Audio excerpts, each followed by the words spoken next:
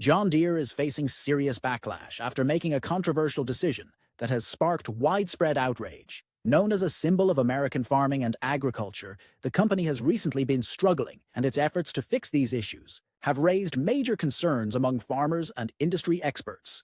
The biggest source of frustration is John Deere's decision to shift some of its manufacturing operations to Mexico. This move has alarmed many in the agricultural community, as it involves transferring the production of key equipment, like skid steers and compact track loaders, from Dubuque, Iowa, to Ramos Arizpe, Mexico.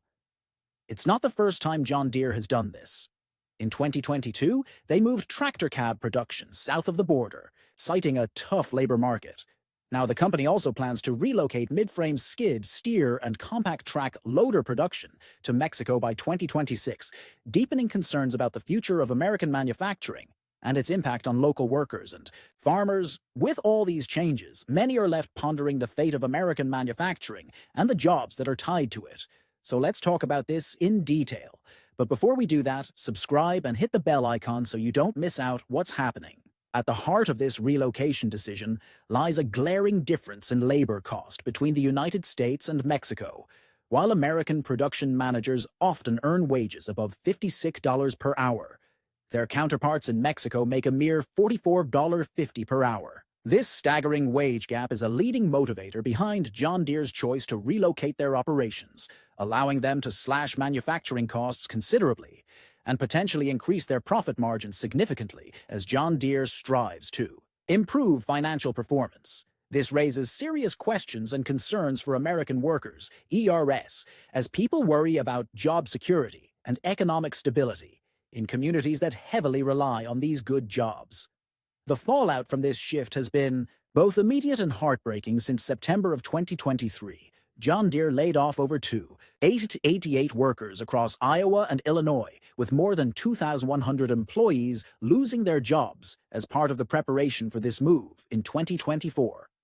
Alone, these layoffs have impacted not only production staff, but also the local economies that depend on these jobs for financial livelihood and stability.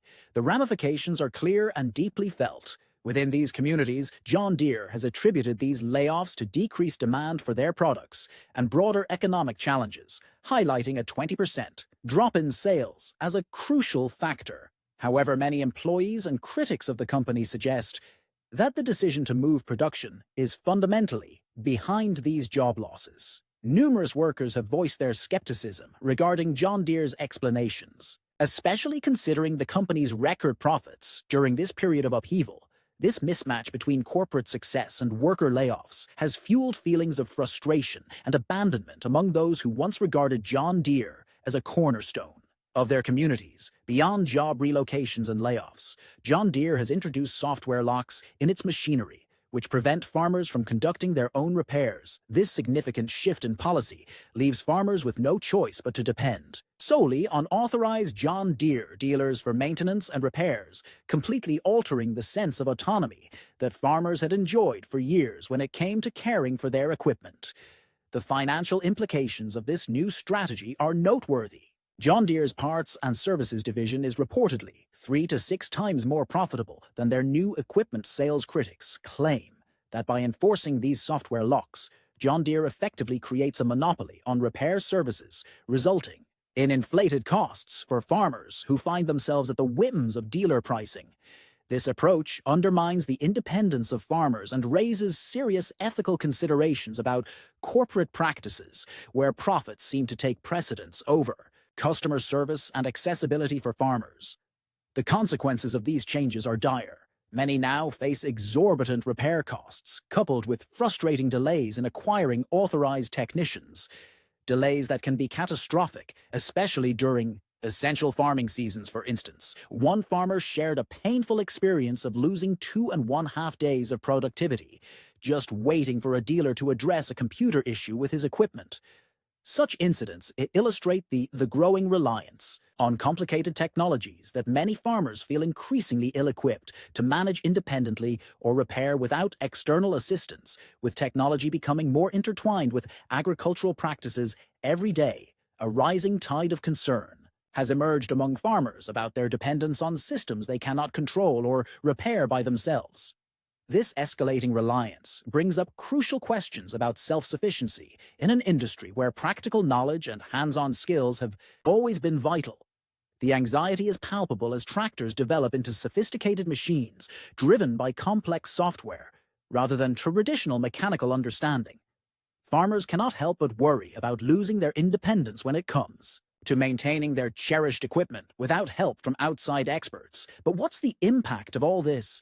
Well, the unfolding drama surrounding John Deere's decision to shift part of its manufacturing operations to Mexico has generated a whirlwind of political backlash that is difficult to ignore. Prominent figures, including former President Donald Trump, have stepped into the fray with sharp and pointed criticism in a theatrical demonstration of his signature style. Trump has issued a bold warning he is prepared to impose a staggering 200% tariff on all products made by John Deere if the company goes ahead with its plans to move operations south of the border.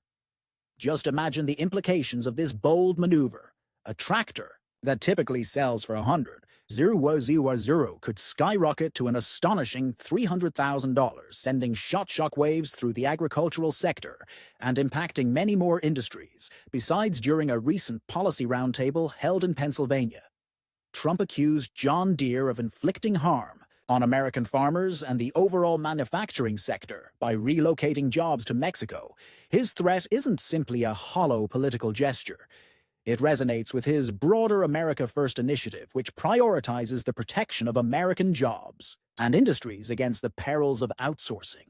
Trump's message is crystal clear. If John Deere pushed PES forward with its plans, the company is likely to face severe financial consequences that could jeopardize its ability to compete effectively in the U.S. market. In response to the mounting pressure, John Deere has acknowledged the potential threat, but remains firm, claiming their decisions are driven by economic necessities rather than political influences. They also point out their commitment to U.S. manufacturing, currently maintaining a workforce of approximately 30,000 employees across 60 facilities in the country. The backdrop of this tariff threat is steeped in complicated layers of global trade dynamics and the intricacies of local economies. Trump's approach highlights his administration's tendency to wield tariffs as instruments of economic protectionism, a strategy that has characterized much of his political career.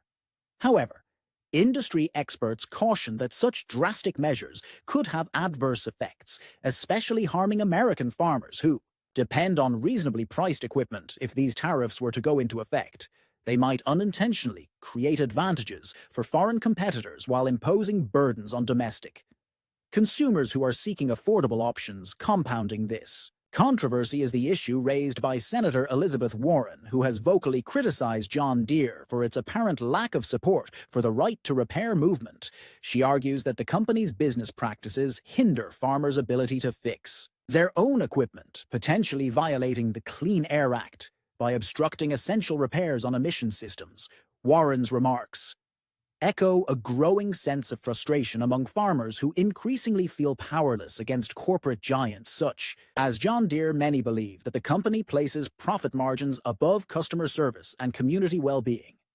Warren concerns resonate deeply with numerous individuals in rural America who view the right to repair as a vital aspect of maintaining independence and self-sufficiency within their farming operations. By withholding crucial repair information and necessary tools from farmers, John Deere is perceived as perpetuating a system where repairs become not only expensive, but also frustratingly time-consuming. This reality further exacerbates the financial strains on already tight agricultural budgets, leaving many farmers struggling to keep their equipment up and running without breaking the bank.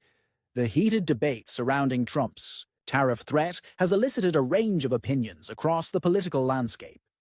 Supporters of the tariffs argue that such measures are critical for safeguarding American jobs and ensuring that companies like John Deere remain anchored to domestic production. They believe Trump's position is a proactive stance against outsourcing that poses a risk to the livelihoods of countless workers in various manufacturing sectors. On the flip side, critics, including billionaire entrepreneur Mark Cuban, warned that imposing such tariffs could lead to consequences that inadvertently harm American businesses and consumers. Cuban has expressed his concerns, indicating that high tariffs will make it simpler for foreign competitors to gain market share from companies like John Deere. He describes Trump's strategy as insane, emphasizing that this could lead to skyrocketing prices for consumers without not addressing the root issues that American manufacturing faces. But what does this mean for farming? Let's dissect it together. John Deere versus farming. Look the right to repair. Movement is on fire, fueled by recent actions from John Deere that have sparked a passionate demand for consumer rights in the agricultural sector. This grassroots campaign is not just about fixing broken machinery.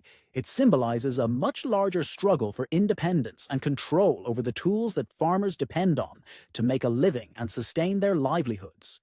Imagine being unable to repair your machinery or modify it when you need to. For many, this is not just a frustration, it's an affront to their autonomy in a world increasingly dominated by technology and corporate control. Farmers are not sitting idly by as this situation develops. They are stepping up in unprecedented ways to reclaim their right to repair their equipment. Frustration among the farming community has reached a critical point with John Deere's restrictive policies, blocking their access to essential software and tools necessary for repairs. Many farmers are now taking the battle to courts and legislatures. They are filing lawsuits and lobbying for new laws that would safeguard their rights. Some of these determined individuals have even gone to extreme lengths, hacking their tractors to bypass the digital locks put in place by manufacturers. This act of defiance is more than just a technical workaround. It reflects a strong desire for independence and self-sufficiency amidst a rapidly evolving industry. Take, for instance, the DEF CON security conference, where a well-known hacker named Sick Codes showcased a jailbreak specifically designed for popular John Deere tractor models. This groundbreaking exploit gives farmers root access to their machinery, allowing them to modify and repair it on their own terms. Such innovative actions highlight the extremes to which farmers are willing to go just to gain back control over their workhorses, especially during those critical planting and harvesting seasons when every moment and resource counts. In response to the growing unrest among farmers and their supporters, several states are beginning to enact right to repair laws aimed at dismantling the barriers that companies like John Deere have. Erected Colorado is at the forefront of this movement, having passed legislation that specifically targets agricultural equipment, mandating that manufacturers provide farmers with the necessary tools and information for repairs. However, even as these legislative efforts gain traction, they often face tough opposition from powerful manufacturers who argue that such laws could pose threats to safety and could compromise emission standards. Despite these hurdles, the momentum behind the right to repair movement shows no signs of slowing down. Advocacy groups are actively rallying around these issues, pushing for comprehensive laws that would compel companies to give up some control over the repair process. The stakes are incredibly high. Here, if these efforts succeed, we could witness a fundamental shift in the relationship between manufacturers and consumers, not just in agriculture, but in many other sectors as well, beyond the halls of legislation. The right to repair movement has also made its way into the courtroom. Farmers are engaging in legal battles over allegations of antitrust violations that revolve around John Deere's restrictive repair practices. A significant case exemplifying the struggle is Forest River Farms versus Deere and Company, in which a North Dakota farm has accused John Deere of monopolizing the repair market. This lawsuit represents a broader fight against corporate practices that limit consumer choices and drive up repair costs, illustrating just how deeply rooted the frustration runs among farmers as these legal proceedings unfold. They shine a spotlight on systemic issues within the agricultural equipment industry, issues that will resonate beyond just farmers to impact rural communities. On a larger scale, the outcomes of these legal battles could establish critical precedents regarding consumer rights in an increasingly digital world, filled with complex machinery and high-tech innovations. The financial impact of John Deere's policies is significant and staggering. Farmers are already operating on razor-thin profit margins, and the rising cost of equipment, combined with exorbitant repair fees, create a heavy burden according to estimates from the U.S. Department of Agriculture. Farm income could drop by as much as 25% this year, due to escalating operational costs, which are worsened by limited access to affordable repair options.